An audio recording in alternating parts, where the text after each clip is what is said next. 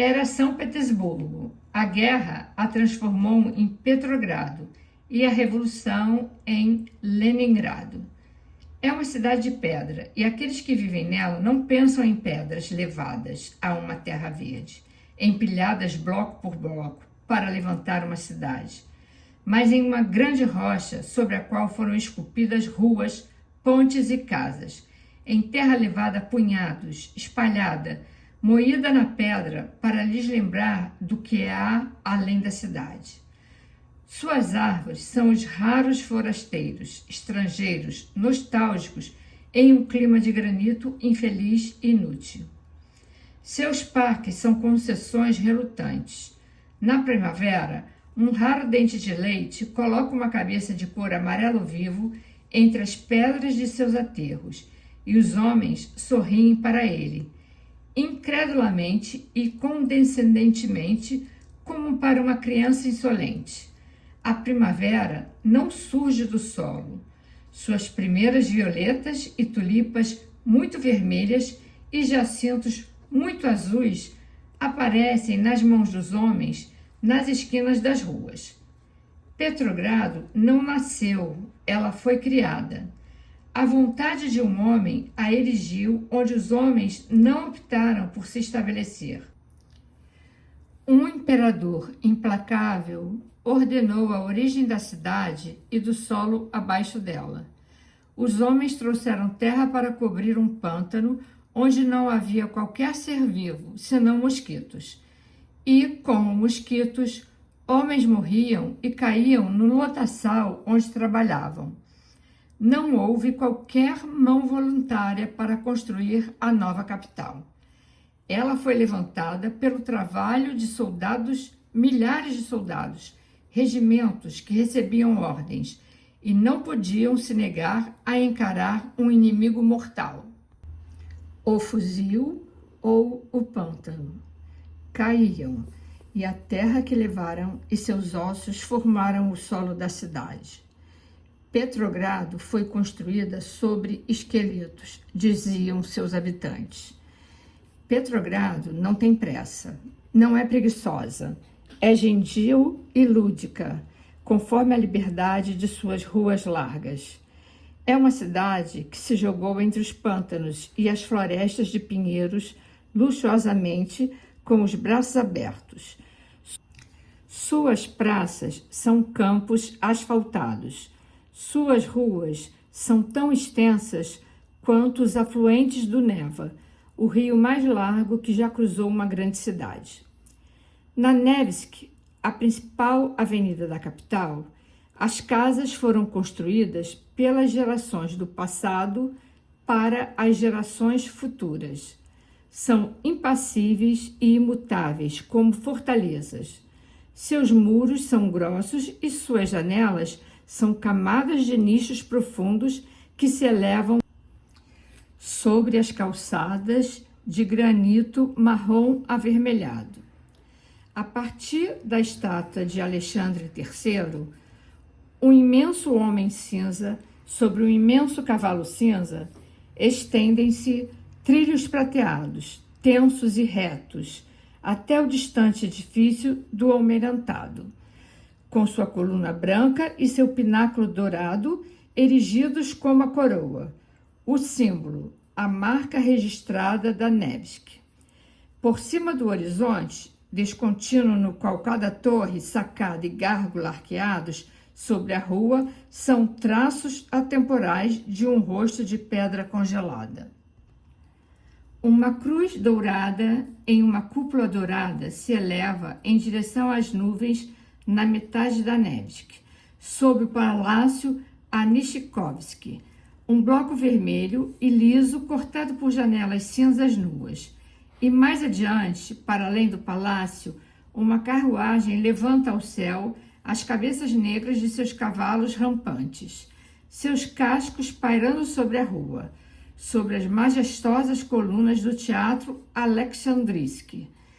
O palácio parece uma caserna, o teatro parece um palácio. Aos pés do palácio, a Nevsky é cortada por um riacho. e a ponte se arqueia sobre as suas águas turbulentas e lodosas. 4 estátuas negras se elevam nos 4 cantos da ponte. Podem ser apenas uma casualidade e um adorno. Podem ser o próprio espírito de Petrogrado, a cidade levantada pelo homem contra a vontade da natureza. Brancos são acendidos na Nevsky. A neve cintila sobre as luzes brancas como cristais de sal. Os faróis coloridos dos tramvias, vermelhos, verdes, amarelos, piscam à distância, flutuando em uma suave escuridão e através dos cílios umedecidos pelo gelo. Os globos brancos parecem cruzes projetadas em um céu negro. Nevsky começa na costa do Neva, em um cais tão bem acabado e perfeito quanto uma sala de visitas, com um parapeito de granito vermelho e uma fileira de palácios de ângulos retos, de janelas altas, de colunas e balaústres imaculados, sérios, harmoniosos e luxuosamente austeros em sua graça masculina. Separadas pelo rio, a maior mansão de Petrogrado, o Palácio de Inverno, encara a maior prisão de Petrogrado, a fortaleza de São Pedro e São Paulo. Os czares viviam no Palácio de Inverno. Quando faleciam, cruzavam Neva. Na catedral da fortaleza, lajes brancas se erigiam sobre as tumbas. A prisão ficava atrás da catedral. Os muros da fortaleza vigiavam os czares mortos e seus inimigos vivos. Nos longos e silenciosos salões do palácio, espelhos elevados refletiam os muros atrás dos quais homens eram esquecidos. Cada estátua contém um homem e um cavalo. Na primeira, os furiosos cascos de uma besta rampante estão suspensos no ar, prestes a pisotear o homem, ajoelhado e nu, seu braço esticado em uma tentativa desesperada de agarrar as rédeas do monstro. Na segunda, o homem está apoiado em um joelho com seu torso jogado para trás. Os músculos de suas pernas, de seus braços, de seu corpo parecem prontos a explodir através de sua pele, enquanto ele segura as rédeas, no momento supremo da luta. Na terceira, estão frente a frente, o homem de pé, com a cabeça ao nível das narinas de uma besta assustada ao reconhecer pela primeira vez o seu mestre. Na quarta, a besta está domesticada, trota obedientemente, guiada pela mão do homem, que é alto, ereto e tranquilo em sua vitória, seguindo em frente com confiança serena, sua cabeça elevada e seus olhos fixos em um futuro insondável. Nas noites de inverno, cordões de grandes globos, vivos por décadas em solitárias tumbas de pedra. Pontes se erguem sobre o rio, como longas corcovas de aço, com tramvias rastejando lentamente até a metade e rolando rapidamente, trepidando até a outra costa. A margem direita, depois da fortaleza, é uma rendição gradual da cidade àquela terra, àquele campo que a expulsou, a Kamenostrovsk, uma avenida ampla, tranquila e interminável. É como um rio cheio de fragrâncias de um mar futuro, uma rua onde cada passo é uma previsão do país que está por vir. A avenida, a cidade e o rio terminam nas ilhas, onde o Neva se divide entre pedaços de terra unidos por delicadas pontes, onde pesados cones brancos, em camadas com as beiras verde escuro, se elevam sobre o profundo silêncio da neve. Os ramos de pinheiros e as pegadas dos pássaros são os únicos sons que rompem a desolação branca.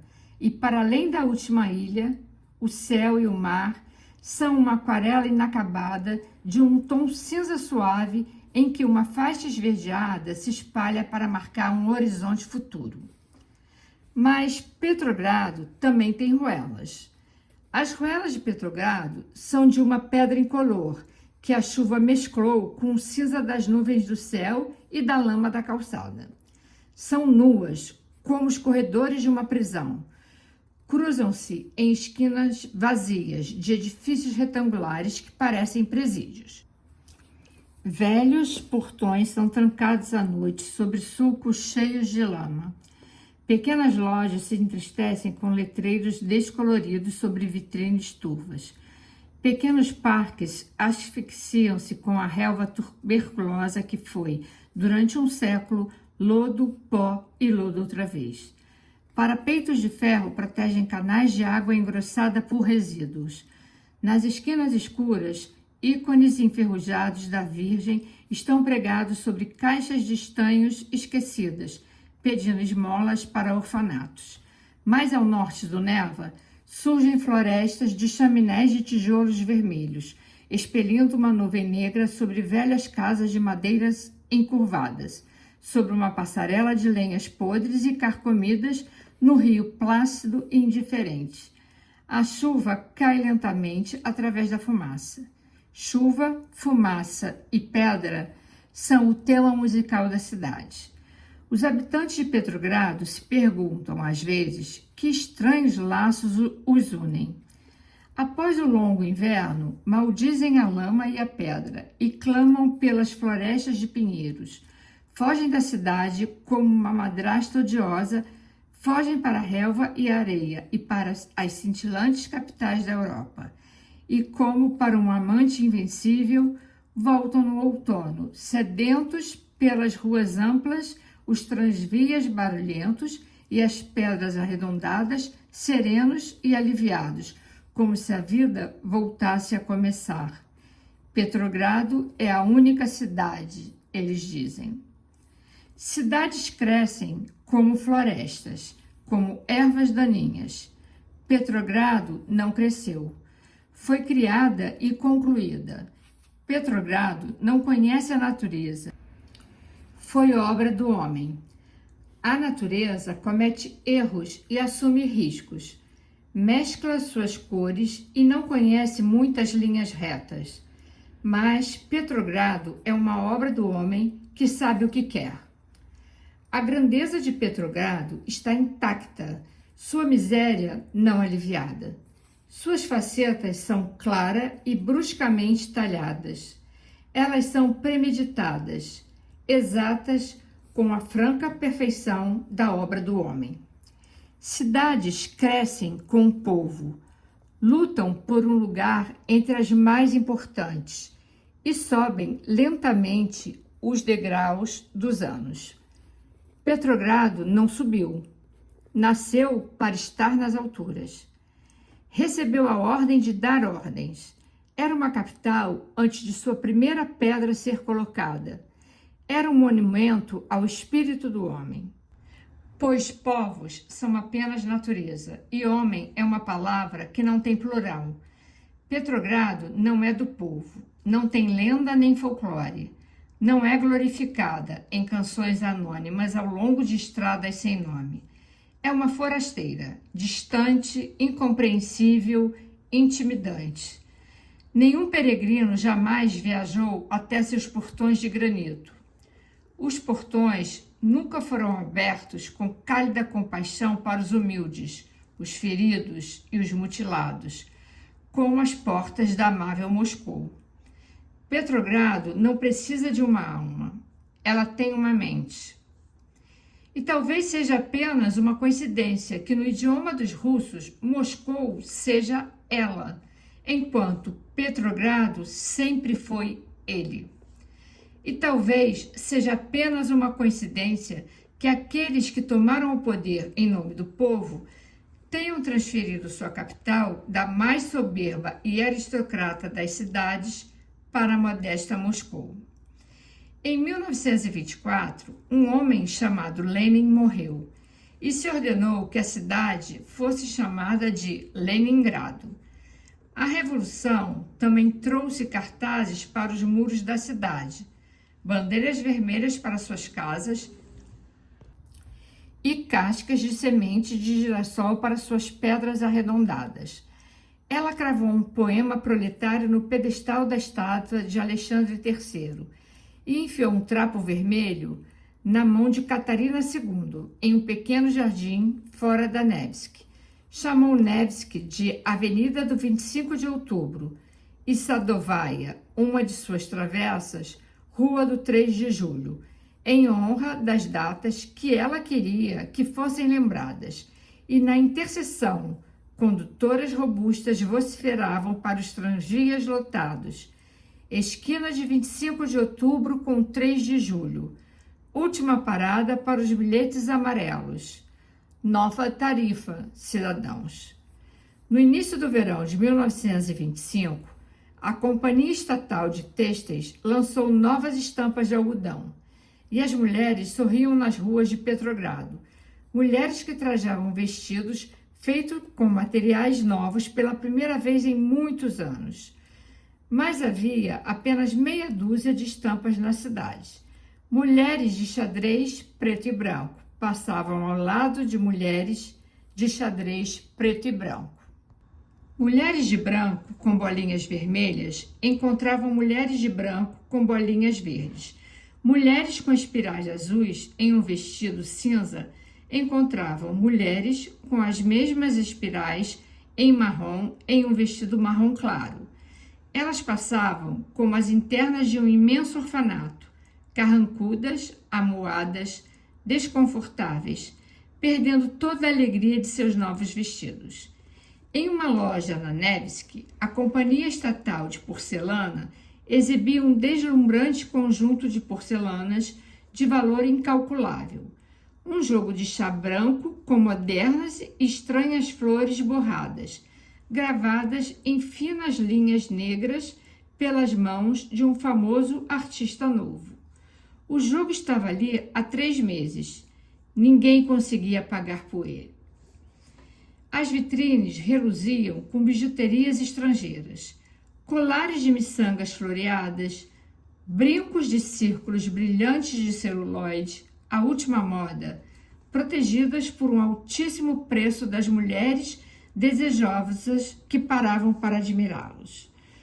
Em uma travessa da Nevsky, uma livraria estrangeira tinha sido aberta. Uma vitrine de 2 andares ostentava as brilhantes, radiantes, incríveis capas de livros que tinham cruzado a fronteira.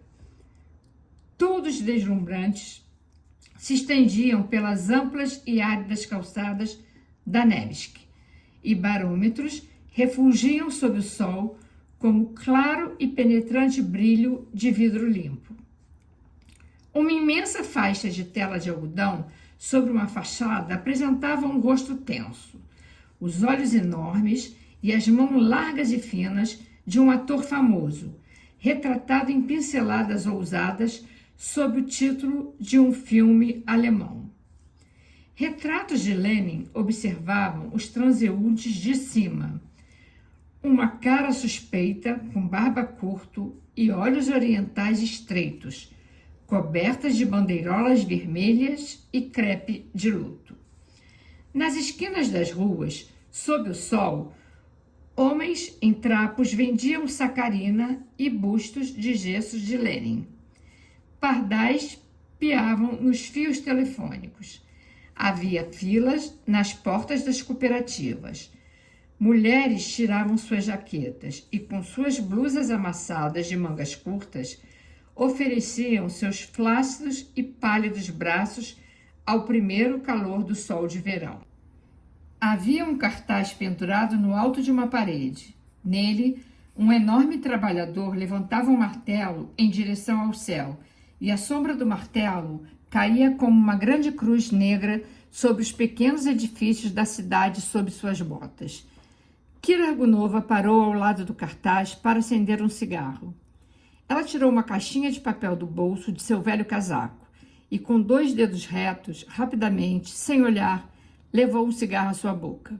Depois, abriu sua velha bolsa de couro falso e tirou um isqueiro estrangeiro, caro, gravado com suas iniciais. Acendeu uma pequena chama, soltou um jato de fumaça pelo canto da boca e fechou a bolsa de um golpe ao guardar o isqueiro.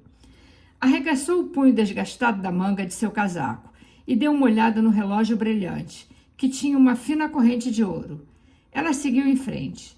Os saltos altos de seus sapatos corriam apressados, ecoando pela calçada de granito. Seus sapatos estavam remendados. Suas pernas reluziam o puro esplendor de meias de seda estrangeiras. Ela se dirigiu para um antigo palácio que tinha uma estrela vermelha de 5 pontas sobre a entrada e uma inscrição em letras douradas: Clube Distrital do Partido Comunista. Suas portas de cristal estavam severa e impecavelmente limpas, mas a fechadura do portal do jardim estava quebrada.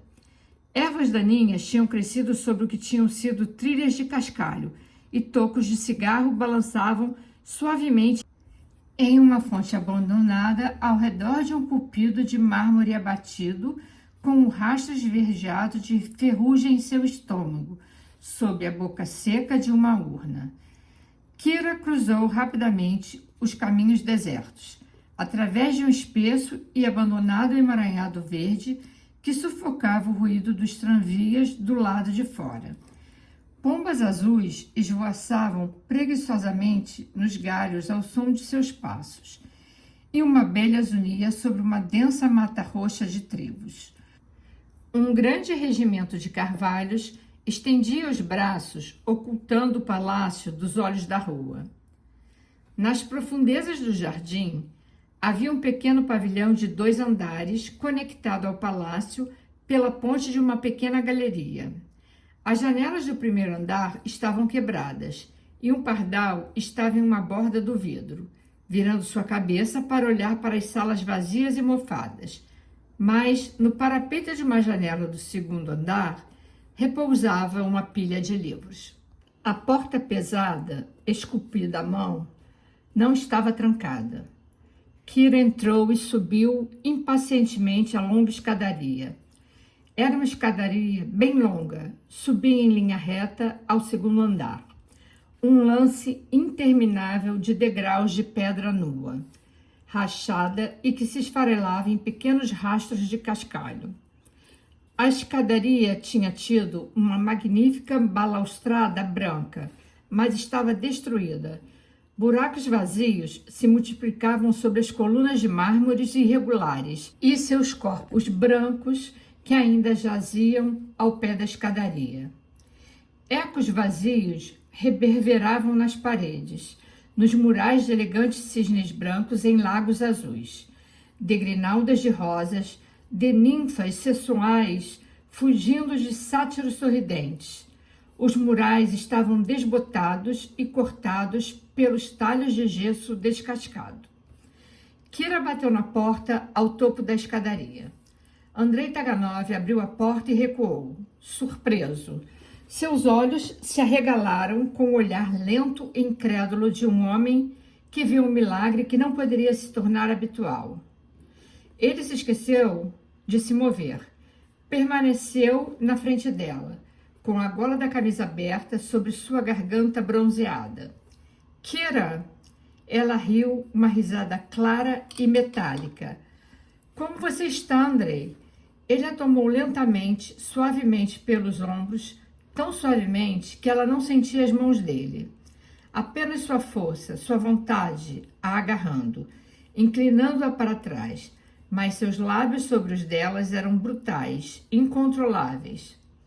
Seus olhos estavam fechados, os dela estavam abertos, olhando indiferentemente para o teto. Kira, eu não esperava até a noite. Eu sei, mas você não vai me expulsar, vai? Ela se pôs de lado, adiantando-se a ele através de uma pequena e sombria entrada para o quarto dele, jogando sua bolsa em uma cadeira, seu chapéu em uma mesa, com imperiosa familiaridade. Só Kira sabia porque Andrei Taganov tinha precisado economizar naquele inverno, porque tinha precisado se privar de seu quarto e se mudar para uma ala abandonada do palácio que o clube do partido não podia usar e que tinha lhe cedido gratuitamente. Este havia sido o ninho secreto dos amores de um príncipe. Muitos anos antes, um esquecido soberano tinha esperado ali os passos leves e sigilosos e o farfalhar de uma saia de seda subindo a longa escadaria de mármore. Seus magníficos móveis tinham desaparecido, mas restavam as paredes, a lareira e o teto. As paredes eram cobertas por um brocado branco bordado à mão, com delicadas grinaldas de folhas azuis e prateadas. Uma fileira de cupidos de mármore com grinaldas e cornucópias que jorravam flores brancas geladas rodeavam a cornija. Uma leda de mármore reclinava-se voluptuosamente no abraço de asas brancas sobre a lareira. E, do azul suave de um céu pintado no teto, entre nuvens pálidas e macias, pombas brancas que tinham assistido a longas noites de orgias luxuriosas.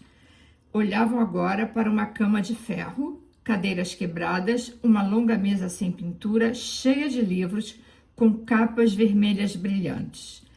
Caixas de madeira empilhadas como uma cômoda, cartazes de soldados do Exército Vermelho escondendo as fendas do brocado branco e uma jaqueta de couro pendurada num prego em um canto. Kira disse em tom peremptório: "Vim lhe dizer que não posso vir nesta noite." "Ah, não pode, Kira?"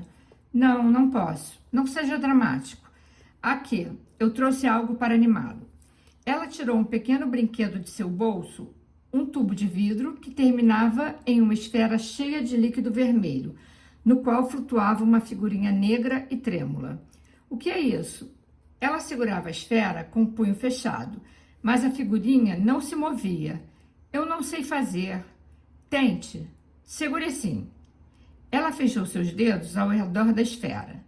Nenhuma expressão, nenhum movimento dele revelou a ela, mas Kira sabia que Andrei não era indiferente ao toque de seus dedos sobre o dele, que todo o inverno passado não bastara para torná-lo acostumado e indiferente. O líquido vermelho no tubo vedado começou repentinamente a borbulhar com fúria, fervendo. A figurinha negra e chifruda começou a saltar estaticamente para cima e para baixo através da tempestade. "Vê? Eles o chamam de O Residente Americano. Eu comprei em uma esquina. Legal, não é?" Ele sorriu e observou o diabinho dançar. "Muito legal, Kira. Por que você não pode vir hoje à noite?" "São alguns assuntos que preciso resolver. Nada sério. Você se importa?" "Não. Não se é uma coisa que realmente precisa resolver. Pode ficar agora?" "Só um pouco." Ela tirou seu casaco e o jogou sobre a cama. "Ah, Kira, gostou? Isso é culpa sua. Você insistiu que eu comprasse um vestido novo." O vestido era vermelho, muito simples, muito curto, com um acabamento de couro preto envernizado, um cinto, 4 botões, uma gola redonda lisa e um laço enorme. Ela estava de pé, encostada à porta, um pouco relaxada. Repentinamente, muito frágil e jovem, um vestido de criança grudado em um corpo que parecia tão indefeso e inocente como de uma criança. Seu cabelo emaranhado jogado para trás, sua saia elevada sobre as pernas esguias bem fechadas, seus olhos redondos e sinceros, mas seu sorriso zombeteiro e confiante, seus lábios úmidos abertos. Andrei ficou olhando para Kira, assustado com uma mulher que parecia mais perigosa, mais desejável do que ele jamais imaginou. Ela sacudiu a cabeça impacientemente. "Então, você não gostou?" "Kira, você é... O vestido é tão belo. Nunca vi um vestido de mulher assim." "O que você sabe de vestidos de mulher?" "Ontem folheei uma revista de moda de Paris, no escritório da censura." "Você folheando uma revista de moda?" "Estava pensando em você. Queria saber do que as mulheres gostavam." "E o que você aprendeu?" "Coisas que eu gostaria que você tivesse." pequenos chapéus engraçados e sapatos do tipo sandálias, com nada além de tiras, e joias, diamantes. Andrei, você não contou para seus camaradas no escritório de censura, não é? Ele riu, olhando para ela fixamente, incrédulo. Não, não contei. Pare de me olhar assim. Qual é o problema? Está com medo de se aproximar de mim? Os dedos dele tocaram o vestido vermelho. Depois, afundou seus lábios na parte de dentro do cotovelo nu dela. Ele se sentou no espaço do parapeito da janela e ela ficou de pé ao lado dele, no círculo fechado de seus braços. Seu rosto não tinha expressão e apenas seus olhos riam silenciosamente, gritavam silenciosamente o que ele não conseguia dizer. Depois, seu rosto afundado no vestido vermelho disse: Sabe, fico feliz que você tenha vindo agora e não à noite. Ainda havia tantas horas para esperar. Nunca tinha visto assim. Eu tentei ler e não conseguia. Virá com esse vestido da próxima vez? Foi sua ideia esse laço de couro? Porque você parece tão mais adulta em um vestido infantil como este. Gosto desse laço, Kira. Sabe, senti tanta sua falta. Mesmo quando estou trabalhando, Os olhos dela eram doces, suplicantes, um pouco assustados. Andrei, você não deveria pensar em mim quando está trabalhando. Ele disse lentamente, sem sorrir. Às vezes, só pensar em você é o que me ajuda no meu trabalho. Andrei, qual é o problema? Mas ele estava sorrindo novamente. Por que não quer que eu pense em você? Lembra que da última vez que esteve aqui, você me contou que tinha lido um livro com um herói chamado Andrei e disse que havia pensado em mim? Tenho repetido isso para mim mesmo desde então e comprei o livro. Sei que não significa muito, Kira, mas, bem, você não diz essas coisas com frequência. Ela se inclinou para trás, com as mãos cruzadas sobre a nuca, zombeteira e irresistível. Ah, penso em você tão raramente que me esqueci de seu sobrenome. Espero lê-lo em algum livro. Nossa, eu me esqueci até daquela cicatriz, bem aqui sobre o seu olho. Ela seguiu com o dedo a linha da cicatriz e o deslizou até sua testa, apagando sua cara fechada. Ela estava rindo, ignorando a súplica que havia entendido. Kira, custaria tanto assim instalar um telefone em sua casa? Mas nós, não temos tomadas elétricas no apartamento. É realmente impossível. Muitas vezes desejei que tivesse um telefone. Então, eu poderia ligar para você, de vez em quando. Às vezes, é muito difícil simplesmente esperar por você. Não venho aqui sempre que você quer, Andrei. Não é isso. Às vezes, veja, só quero ouvir sua voz no mesmo dia em que você esteve aqui. Às vezes, até mesmo um minuto depois de você ir embora. É aquela sensação de que você foi embora e não tenho nenhuma forma de ligar para você, de encontrá-la, nenhum direito de me aproximar da casa onde você vive, como se tivesse ido embora da cidade. Às vezes, olho para as pessoas na rua e isso me assusta e me dá aquela sensação de que você está perdida em algum lugar entre elas e de que não posso te alcançar, não posso gritar por você acima de todas as cabeças. Ela disse implacavelmente: Andrei, você prometeu nunca me procurar na minha casa. Mas você não permitiria que eu telefonasse se pudéssemos instalar um telefone? Não, meus pais poderiam suspeitar. Andrei, precisamos ter cuidado. Precisamos ter muito cuidado, especialmente agora. Por que especialmente agora? Não mais que o habitual. Não é tão difícil, não é? Respeitar essa única condição. Só ter cuidado pelo meu bem? Não, querida. Virei com frequência. Ainda estarei aqui quando você se cansar de mim. Kira, por que você diz isso? Bem, você se cansará de mim algum dia, não vai? Você não acha isso mesmo, não é? Ela se apressou em dizer: não, é claro que não. Bem, claro, eu o amo. Você sabe disso. Mas não quero que se sinta preso a mim. Que a sua vida... Kira, por que você não quer que eu diga que minha vida... É por isso que eu não quero que você diga nada. Ela se inclinou e calou sua boca com um beijo doloroso. Do outro lado da janela, algum membro do clube no palácio estava ensaiando a Internacional, lentamente, com uma mão em um sonoro piano de concerto. Os lábios de Andrei moviam-se famintos pela garganta, pelas mãos e pelos ombros dela. Foi duro se afastar, e ele se obrigou a dizer rápida e alegremente, com uma desculpa, se levantando: tenho algo para você, Kira. Era para hoje à noite, mas, então... Ele tirou uma caixinha da gaveta de sua mesa e a pôs nas mãos dela. Ela protestou em vão. Andrei, você não devia. Eu lhe pedi que não o fizesse. Com tudo que você fez por mim e... eu não fiz nada por você. Acho que você não é nada egoísta.